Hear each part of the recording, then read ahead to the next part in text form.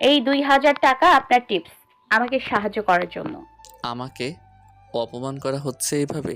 ওহ sir, আগে জানতাম বড়লোকরা কিপটে হয়, এখন দেখছি শুধু কিপটে নয় হাড় কিপটে হয়। না হলে এত কষ্ট করে সার্ভ করলাম, তার বিনিময়ে শুধুমাত্র 1000 টাকার নোট। সত্যি বড়লোকদের নিয়ত ভালো না। অনু, আর ইউ ইনসাল্ট মি? ভুলে যাবে না আমি তোমার বস। কি করতে পারি তোমার সাথে? ছি ছি ছি স্যার, আমি আর অপমান, তাও আপনাকে। এটা করার কোনো অধিকার নেই এই ডার্টি গার্লের। I think sir I have just done my job, so I should leave now. Bye, see you soon. বলে অনু চলে যায়। তারপর আরিয়ান সবাইকে বিদায় দিয়ে বাড়িতে চলে যায়। রাগে অপমানে আরিয়ানের পুরো শরীর জ্বালা করছে। কি সাহস ওই ফাজিল মেয়ের আমাকে অপমান করে! এই আরিয়ান চৌধুরীকে, এর ফল খুব যে ভালো হবে না তা হয়তো মেয়েটা জানে না। তারপর আরিয়ান রুমে গিয়ে বাথরুমে ঢুকে লম্বা একটা শাওয়ার নেয়। আরিয়ান গোসল কমপ্লিট করে রেডি হয়ে নিচে ড্রয়িং রুমে আসে পুরা পরিবারের সাথে বসে আড্ডা দিতে। তখন ওর ফুপু আম্মা বলে, আরিয়ান, তোমার তো দেশে আসা অনেকদিন হয়ে গেছে। জি ফুপু আম্মা। আমি ভাবছি তুমি এবার সংসারী হও, তোমার জন্য মেয়ে দেখা শুরু করছি। আচ্ছা, আপনি যা ভালো মনে করেন আমি তাই করব।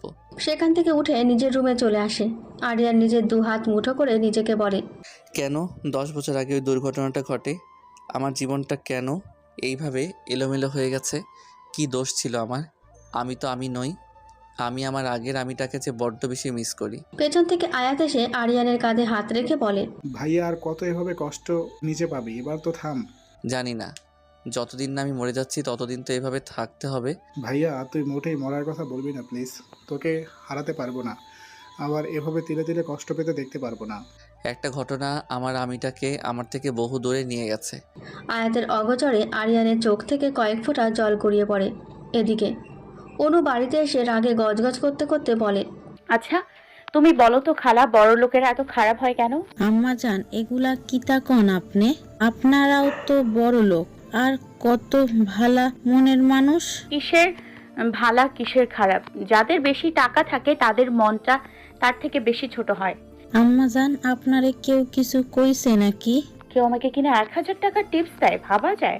শালা দিবি যখন 5000 টাকা দে, তা তো দিবি না, ফকিন্নির মতো 1 টাকা দেয়। ওই ব্যাটার কপালে জীবনেও ভালো বউ জুটবে না। ওহো ভাবি জান, দেখেন আম্মা জানের মাথা গরম হয়ে গেছে, তাড়াতাড়ি আহেন গো ভাবি। এই খালা আম্মারে কেন ডাকো? যাও আমার রুম থেকে চলে যাও, যত সব। কাউরে মনের কথা বললো দেখি পাপ। একমাত্র রিমা আছে যার কাছে সব কথা আমি বলতে পারি। সে সময় রেডি হয়ে অনু রিমার বাড়িতে চলে যায়। আরে অনু যে, তা হঠাৎ এতদিন পর বুঝে আমাদের কথা মনে পড়েছে? সারা বছর মনে পড়ে, কিন্তু সময় কই। মায়ের বিয়ের চক্কর থেকে বাঁচতে গিয়ে আরেক চক্করে পড়েছি রে। তা তো বুঝলাম, তুই ব্যস্ত না হলে আমাকে ভুলবি না কখনো। আমি না হয় ব্যস্ত, তুই কেন যোগাযোগ করিস না? আরে কি বলবো, আপুর বিয়ে নিয়ে বাড়িতে কথাবার্তা চলছে, তাই ব্যস্ত। তোর বোন আর বিয়ে? যে ড্রেস চেঞ্জ করার মতো বয়ফ্রেন্ড বদলায় সে করবে বিয়ে, ভাবা যায়? এই জন্যই তো এবার বিয়ে দিয়ে আপুকে সংসারী করা হবে, যাতে এই স্বভাব বদলায়। কয়লা ধুলে কিন্তু কয়লার ময়লা যায় না। তোর বোন ঠিক তেমন, যার কপালে এই তোর বোন আছে সে পোলার কপালে মনে হয় ঠাডা পড়ে আছে। অনু, আপু মোটেও এত খারাপ না। শোন, তোকে একটা কথা বলি আজ। যেদিন রিমি আপুর বিয়ে হবে তুই সাবধানে থাকবি। বলা যায় না তোর বোন বিয়ের দিন পালিয়ে গেলে তোকে ধরে ওর বরের সাথে আবার বিয়ে না দিয়ে দেয় রে। হ্যাঁ, কোথায় আছে না, শকুনের দোয়াতে গরু মরে না। তোর কথাতে আমার আপু পালাবে না। ধুর, বাদ দে। তোর বোনের বিয়ের জন্য আমার আবার ছুটি নিতে হবে, ভাবা যায়? আচ্ছা, তোর দিনকাল কেমন যাচ্ছে রে? খারাপ রে, খুব খারাপ। এমন এক বস কপালে জুটেছে আমাকে নাস্তানাবুদ করে ছাড়ে। আহারে আমার মনু পাখিটা, এর থেকে বিয়ে করে সংসার করলেই ভালো কাজ হতো। তুইও মায়ের সুরে কথা বলছিস, দূর, ভাল লাগে না। এই অনেক রাত হয়েছে, বাড়ি যাই। অন্য আরেকদিন দেখা করতে আসবো। আজ এখানে থেকে গেলেই তো পারতি। অন্যদিন আসবো, আজ তো যেতে হবে। রিমার থেকে বিদায় নিয়ে ওদের বাড়ির বাইরে চলে আসে। অনু ঘড়িতে চোখ বুলিয়ে দেখে রাত 1:30 বাজে। আল্লাহ গো, এখন বাড়ি যাব কেমন করে? বাড়ির গাড়ি তো লগে আনি নাই। আম্মা গো, এখন আবার কি হবে? যা আছে কপালে তাই তো হবে, এর থেকে বেশি কিছু হবে না। এসব ভাবতে ভাবতে রিমাদের বাড়ি থেকে অনেকটা দূরে রাস্তার পাশে এসে দাঁড়িয়ে দেখছে বাড়িতে যাবার জন্য কোনো গাড়ি পাওয়া যায় কিনা। অনেক রাত হবার জন্য কোনো গাড়ি পর্যন্ত পাওয়া যাচ্ছে না। আজ বাড়ি থেকে গাড়ি তো আনি নাই, তা ঠিক, কিন্তু সাথে মরার মোবাইলটাও আনতে ভুলে গেছি। আজ যদি একটা প্রেমিক থাকতো তাহলে কোনোদিন মোবাইল বাড়িতে ভুলে রেখে আসতাম না।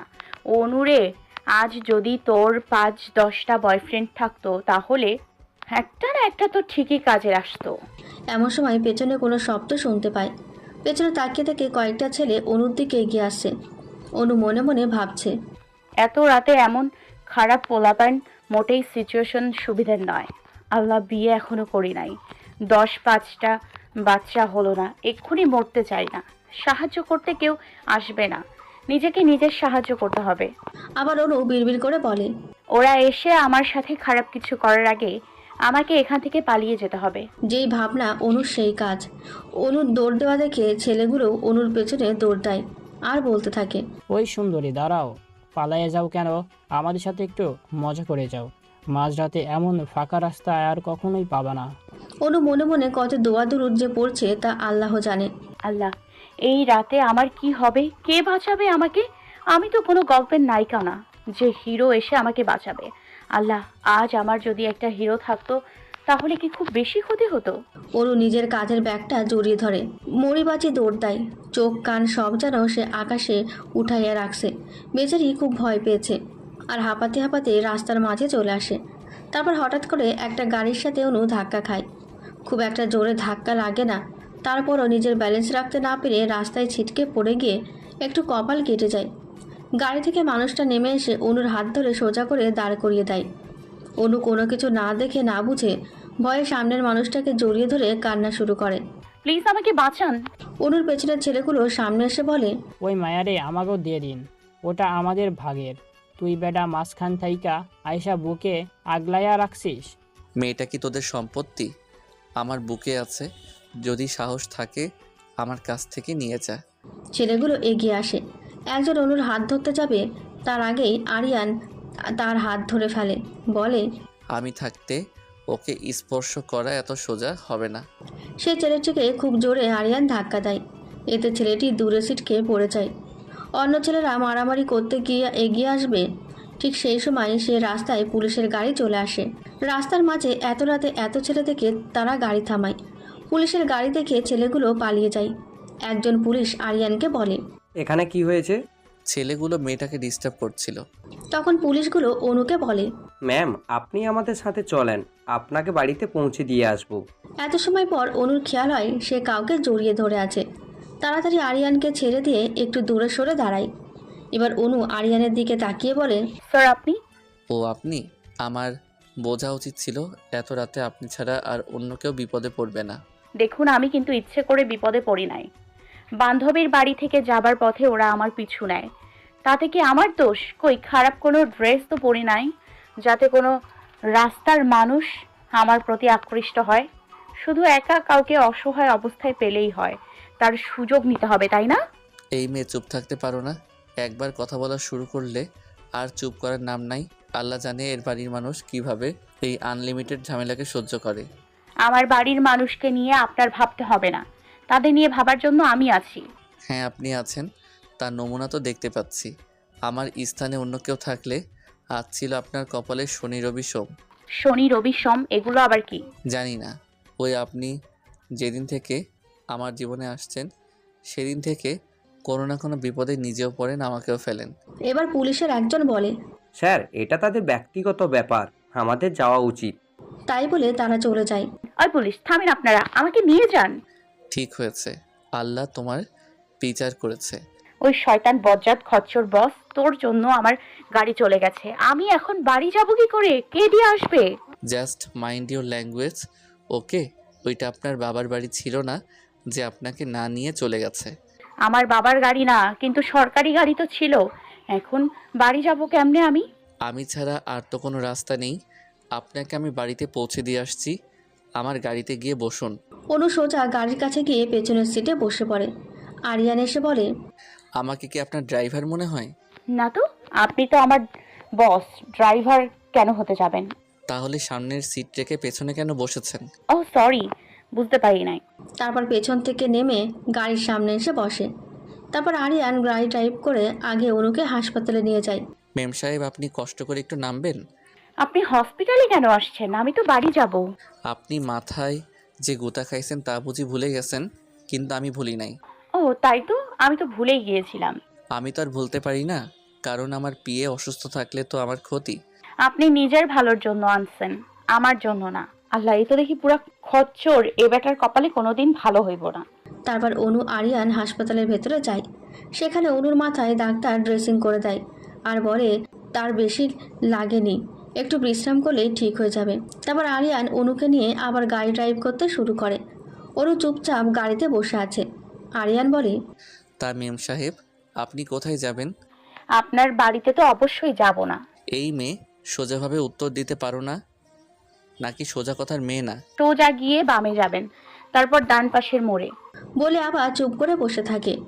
আরিয়ান অনুর কথা মতো মোড়ে এসে গাড়ি দাঁড় করায়। অনু গাড়ি থেকে নামতে যাবে তখন এটা তো বড় বিজনেসম্যানদের এলাকা, তুমি বড় লোকদের এলাকায় থাকো? না স্যার, এর পেছনের বস্তিতে থাকি। আর আমাকে নামিয়ে দিতে আসার জন্য ধন্যবাদ। আরিয়ান আর কিছু বলবে তার আগে অনু চলে যায়। আর যাই হোক, মেয়েটার মাঝে কোনো একটা ব্যাপার আছে। দেখতে সাধারণ, কিন্তু কাজ করার স্টাইল, কথা বলার স্টাইল, সব কিছু কেমন যেন অন্যরকম। এসব ভাবতে ভাবতে আরিয়ান বাড়িতে চলে আসে। আরিয়ান বাড়িতে আসতেই ওর মা এসে দরজা খুলে দেয়। মা, তুমি এখনো জেগে আছো? ঘুমিয়ে গেলেই তো পারতে। কি যে বলিস বাবা, যে মায়ের ছেলে এত রাতে বাড়িতে আসে সেই মা কি রাতে শান্তিতে ঘুমাতে পারে? আরে মা, আমাকে নিয়ে এত চিন্তা করো না, আমি ভালো আছি। মা হঠাৎ দেখে আরিয়ানের শার্টে রক্ত লেগে আছে। তাড়াতাড়ি ছেলেকে বলে, এই তোর কি হয়েছে? রক্ত কেন শার্টে?